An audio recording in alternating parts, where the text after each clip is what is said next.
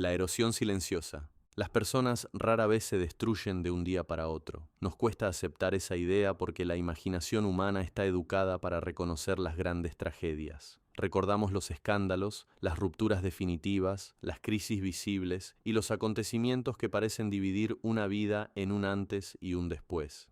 Sin embargo, la mayor parte de los deterioros importantes ocurre de otra manera, sin estruendo, sin testigos, sin una escena capaz de resumir lo sucedido. La destrucción más frecuente no llega como una explosión, se parece mucho más a una filtración que avanza lentamente detrás de una pared mientras, desde afuera, todo continúa pareciendo intacto. Quizás esa sea una de las características más inquietantes de nuestra época. Hemos aprendido a confundir el funcionamiento con la salud. Mientras alguien siga trabajando, publicando, produciendo, entrenando, viajando o mostrando signos visibles de actividad, suponemos que todo marcha razonablemente bien.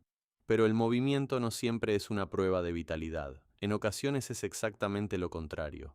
Hay personas que se mantienen en movimiento porque detenerse implicaría escuchar algo que llevan demasiado tiempo intentando callar. La época produjo individuos extraordinariamente eficientes para sostener versiones agotadas de sí mismos. Personas que continúan actuando deseo cuando hace tiempo solo queda compulsión. Sujetos que siguen hablando de libertad mientras obedecen, casi mecánicamente, una rutina ininterrumpida de validación, estímulo y reconocimiento. Cuerpos administrados como marcas personales, mucho después de haber perdido contacto emocional con aquello que alguna vez intentaban expresar.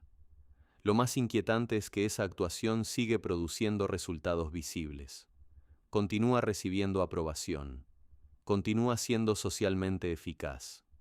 Por eso el desgaste permanece oculto. El personaje todavía funciona, aunque la persona que lo habita comience lentamente a desaparecer. Existe una forma de cansancio que no proviene del esfuerzo físico, sino de la distancia creciente entre la vida que se vive y la vida que se representa.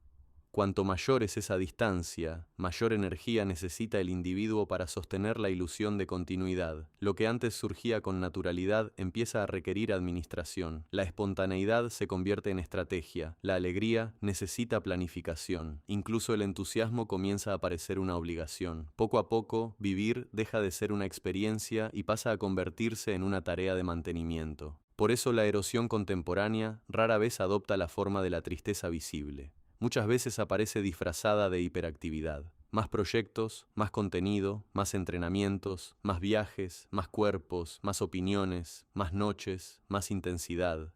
El exceso de movimiento suele esconder una dificultad mucho más profunda, la incapacidad de permanecer en silencio el tiempo suficiente como para descubrir qué quedó de uno mismo cuando desaparecen todas las distracciones. Hay personas cuya identidad depende por completo de no quedarse quietas.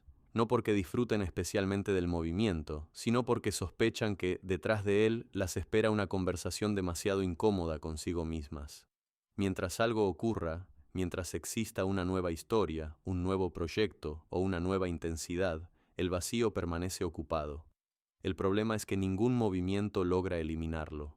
Apenas consigue aplazar el momento del encuentro. Las redes sociales profundizaron enormemente esta lógica. Antes era posible desaparecer durante un tiempo sin que eso implicara una pérdida inmediata de existencia simbólica. Había temporadas de silencio, de retiro, de elaboración. Hoy la visibilidad necesita mantenimiento constante. La identidad parece exigir una actualización permanente. El sujeto contemporáneo siente que debe seguir produciendo señales para confirmar que todavía existe dentro de la percepción de los otros. Poco a poco aparece una ansiedad completamente nueva, el miedo a desvanecerse sin hacer ruido. No se trata únicamente del miedo al olvido. Se trata del miedo a descubrir que, cuando dejamos de producir imágenes de nosotros mismos, ya no sabemos con claridad quiénes somos. Entonces, muchas personas comienzan a sostener artificialmente versiones anteriores de su propia identidad. Continúan interpretando juventud cuando ya no se reconocen en ella. Mantienen una rebeldía que hace tiempo dejó de nacer de una convicción y empezó a responder a una costumbre.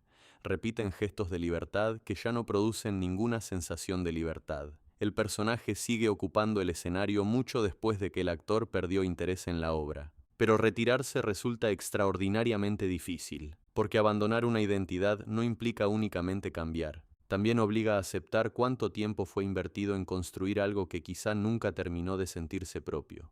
Esa es una de las razones por las que tantas personas insisten, repiten escenas, recuperan viejos recursos, exageran rasgos que antes aparecían de manera espontánea, intentan devolverle intensidad a una representación que ya comenzó a mostrar señales de agotamiento. Cuanto más envejece un personaje, más energía necesita para seguir pareciendo natural. Lo verdaderamente triste es que, muchas veces, nadie exige desde afuera semejante esfuerzo. La vigilancia terminó instalándose dentro del propio sujeto. Nos observamos constantemente. Evaluamos el impacto de nuestras decisiones, la recepción de nuestras palabras, la potencia de nuestra imagen, el efecto de nuestros cuerpos y hasta la forma en que serán interpretadas nuestras emociones. Aprendimos a contemplarnos desde afuera con tanta frecuencia que terminamos convirtiéndonos en nuestros propios espectadores. Esa es, probablemente, la forma más eficaz de control, aquella que ya no necesita vigilantes, porque el individuo aprendió a ejercer la vigilancia sobre sí mismo. En ese contexto, ciertos excesos contemporáneos adquieren un tono profundamente melancólico. Detrás de muchas escenas de euforia hay agotamiento.